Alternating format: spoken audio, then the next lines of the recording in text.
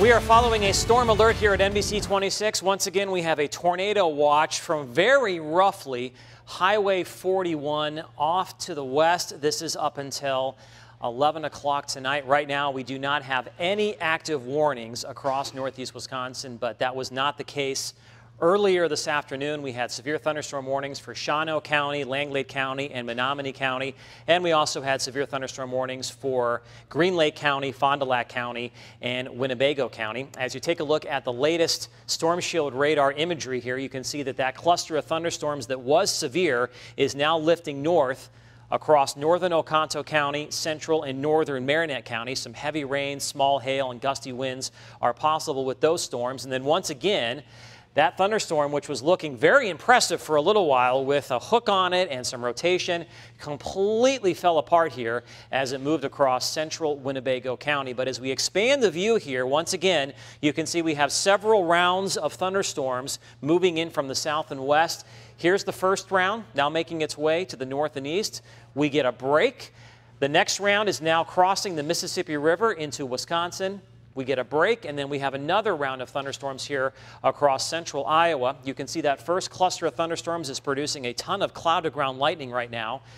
Not a whole lot going on across central Wisconsin. We're seeing some sunshine, temperatures warming up to around 80, making the atmosphere a little bit more unstable. And then you can see the next round of thunderstorms developing here across the western part of the state, where we have numerous severe thunderstorm warnings in place. We've got the watch covering most of Wisconsin back into Minnesota, Iowa, and northwestern Illinois. Storm reports so far today have not been that impressive. We've had some hail here south and west of Oshkosh, not a big deal. We did have a wind gust to 66 miles per hour in Marshfield with that initial cluster of storms as it lifted north into the Northwoods. Most of the severe weather has been focused much farther to our south and west across parts of Iowa, where there is an enhanced risk of severe weather as we head through the evening. The rest of us are under a slight risk for severe thunderstorms. And don't just look at the word slight and think, we're not going to get anything.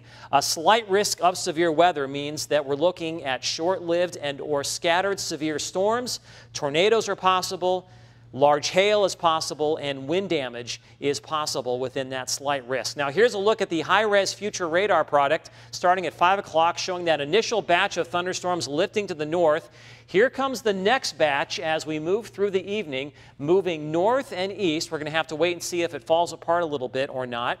Behind that, we've got another batch of thunderstorms pushing into central Wisconsin by 9:30, 10 o'clock, and then overspreading the area as we head towards midnight. Even after that, additional thunderstorms are possible as we move through the early morning hours and into tomorrow morning. And once again, any storms that move through will have the potential to produce severe weather, destructive winds, damaging hail, deadly lightning, flooding rain, and also the possibility of tornadoes. Now, the satellite picture this evening shows the system responsible for all this severe weather. It's an area of low pressure churning across Nebraska and South Dakota, and this is a strong storm for this time of year.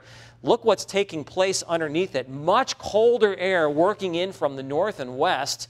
Temperatures this afternoon only in the 50s across parts of Minnesota, North and South Dakota, and that colder weather is going to come wrapping into Wisconsin as we head into tomorrow. Now, high temperatures have been above normal 7 of the last 8 days. Tomorrow, it's going to be a close call with highs in the mid to upper 60. But look what happens here as we head through the afternoon. Behind that area of low pressure, a gusty northeast wind kicks in. Look at those temperatures falling into the 40s north and east of Green Bay with widespread 50s elsewhere. So tonight, look for clusters of thunderstorms. Any storms that move through could be strong to severe. Overnight lows will be in the lower to mid 60s. Tomorrow, 60s to around 70 during the morning. Then we'll see that wind shift. Once that wind shifts, temperatures will be dropping like a rock as we head through the afternoon down into the 50s and in some cases the 40s. We'll see showers and maybe a thunderstorm, especially during the morning, and then mostly cloudy skies after that. Look for a lot of clouds on Friday, much cooler weather with a gusty northeast wind. Periods of rain or showers on Saturday, mostly cloudy but a little bit warmer on Sunday. Look for highs getting back up into the 60s. And then as we hit Tuesday, and Monday, we'll see another system approach from the west.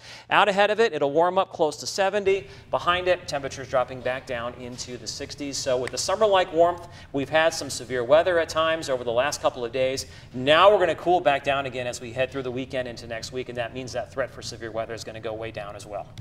I like the warm weather, but not this severe stuff. Yeah, good that it's going away. Yeah, it's this time of year you get both. That's the way it works. All right. Thank you, Cameron. Yep. Went from the county sheriff job to the